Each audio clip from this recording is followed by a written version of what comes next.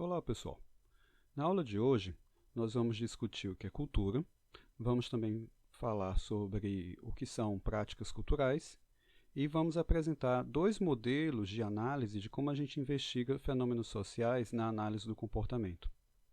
Como a aula talvez fique relativamente longa, eu vou dividi-la em três partes, assim facilita para vocês poderem acompanhar no horário que for mais viável. Ok, vamos começar.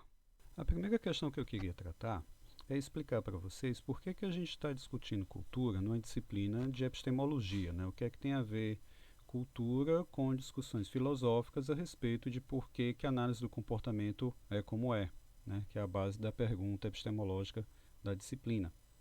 Bem, temos que lembrar, lá na primeira aula, quando eu coloquei que a análise do comportamento ela tem dividido em três departamentos, digamos assim, que são relativamente independentes. A análise experimental do comportamento, que é a ciência. Daí a gente discutiu filosofia da ciência. Temos também o behaviorismo radical, que aí nós discutimos pragmatismo, né, e a visão pragmática da subjetividade para dar a base epistemológica do behaviorismo radical. Mas a análise do comportamento também tem aplicação de campo. A análise do comportamento também tem a pretensão de ir ao mundo, transformar o mundo. Daí nós precisamos entender que mundo é esse. E isso vai delimitar a forma como o analista do comportamento vai analisar o mundo e vai intervir sobre o mundo. Daí que a gente precisa de falar de cultura. Cultura e ética são, digamos assim, as bases que vão dar o formato de como o analista do comportamento vai atuar no campo.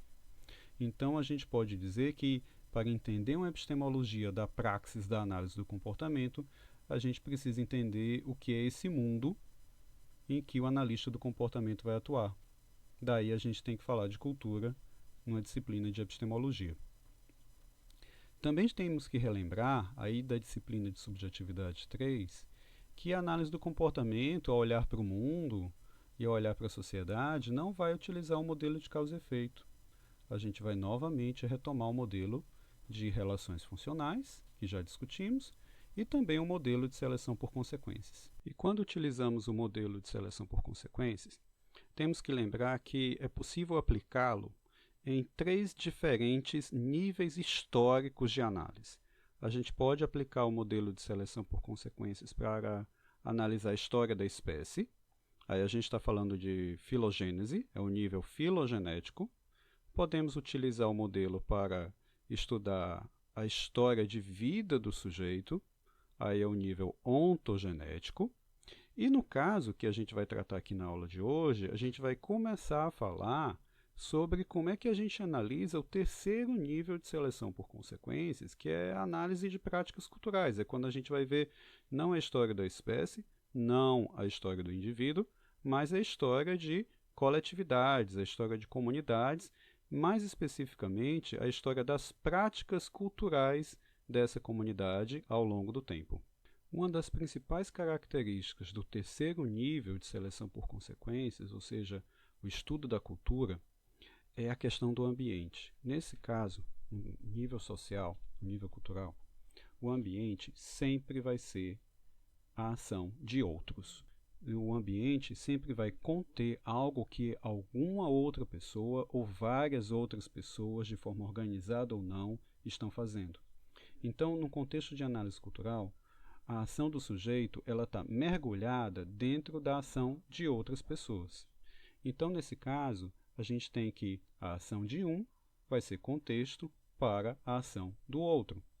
Também pode acontecer um movimento bidirecional nessa relação, em que aquilo que o outro faz é contexto para a ação do primeiro, ou seja, você pode ter um entrelaçamento entre a ação de um como contexto do outro e a ação do outro como contexto para o primeiro. Quando esse fenômeno acontece, a gente chama isso de entrelaçamento de contingências individuais. E isso é a base da formação de uma prática cultural. O conceito de ambiente social e o conceito de contingência individual entrelaçada vai ajudar a gente a entender outro conceito, que é o conceito de comportamento social, ou seja, quando que a gente diz que um comportamento é social ou não é social. Segundo Andery, Micheletto e Segrè, uma característica marcante no comportamento social é que o organismo que se comporta, ele adquire a capacidade de assumir o papel tanto de sujeito da ação, quanto de ambiente para outros indivíduos. E quando duas ou mais contingências se relacionam dessa forma, é dado o nome de contingências entrelaçadas. Então vamos explicar com mais calma. Vamos olhar para o esquema que eu coloquei aqui no slide. Eu tenho duas pessoas. A primeira pessoa eu chamei de B e a segunda pessoa eu chamei de A. No caso, eu coloquei três colunas. Uma coluna contexto, uma coluna ação e uma coluna consequência. Nesse esqueminha aqui, o que é contexto para a ação de B é justamente a ação de A. Ou seja, o sujeito A fez alguma coisa que foi contexto para a ação de B. E o que B faz, o que o sujeito B fez, acabou funcionando de forma bidirecional, como sendo contexto para a ação de A, ou seja, eles estão numa interação. Interagir é justamente esse esquema que a gente tem aqui no slide, em que aquilo que eu faço é contexto para você, e aquilo que você faz é contexto para mim. Então, nesse caso, a interação depende de uma interdependência do que eu faço, do que você faz e entre nós dois. Quando a gente tem essa interdependência entre ação, contexto e consequência de um, para ação, contexto e consequência do outro, a gente vai chamar isso de contingência entrelaçada e o comportamento resultante vai ser definido como um comportamento social.